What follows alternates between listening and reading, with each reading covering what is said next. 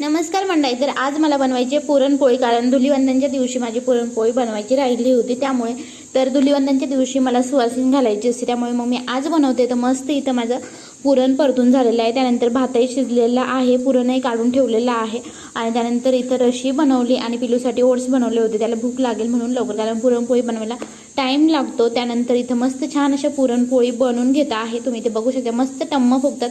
कणिक आणि पुरण जर व्यवस्थित असेल ना तर मस्त पोळी तयार होते. त्यानंतर आता राहिलेलं आहे फक्त भजे काढायचे, तर इथं भजे काढून घेते आणि गुळवणी बनवायचं आहे.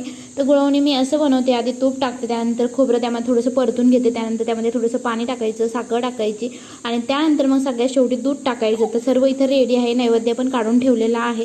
तर मी इथं गायसाठी नैवेद्य काढून ठेवलेला आहे आणि सुवासिनी म्हणून आज मी जेवणार होते, कारण इथं कोणी नव्हतं यायला, त्यामुळे. आणि पिल्लू बघा कसं दर्शन घेत. तर मस्त इथं पुरणपोळी, भजे, कुरडई, सार आणि भात आणि मस्त गुळवणी तयार आहे.